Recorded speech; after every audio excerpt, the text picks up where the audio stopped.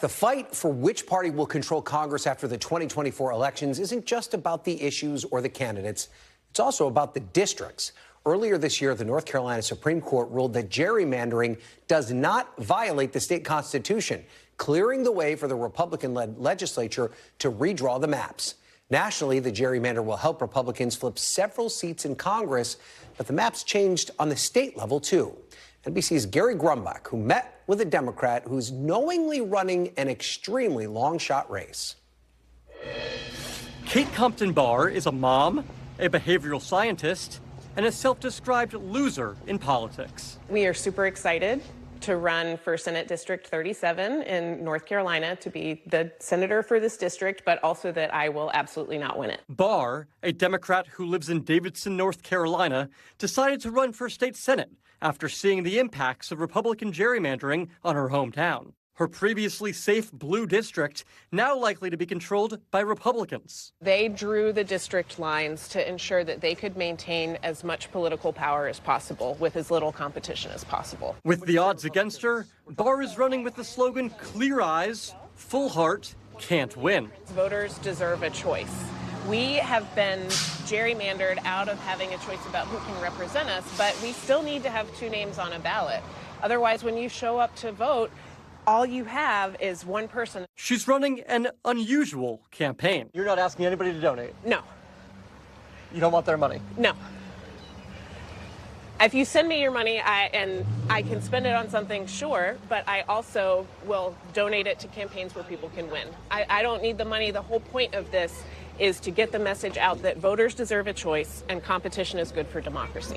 Her Republican opponent, incumbent state Senator Vicky Sawyer, telling NBC News in a statement, shifting the blame to the so-called gerrymandered districts is just another attempt to divert the public's attention away from the problem within the Democratic Party, connecting to communities outside of big cities. Dr. Michael Bitzer, an author and professor of politics at Catawba College, says it's not just District 37.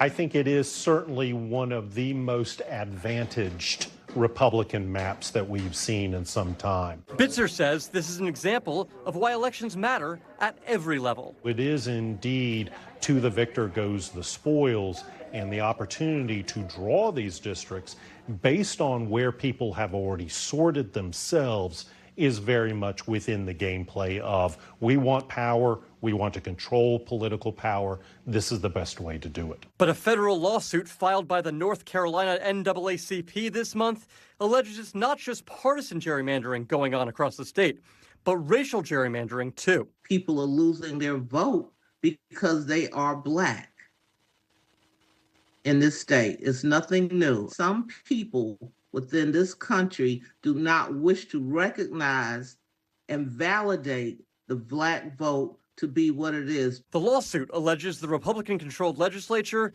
redrew the districts, quote, for the very purpose of diluting and diminishing the voting power of North Carolina's Black voters. While this lawsuit won't impact the maps in the 2024 election, the North Carolina NAACP argues the maps should be redrawn ahead of the 2026 midterms. NBC News has reached out to the Republican state lawmakers named in this lawsuit and have not heard back.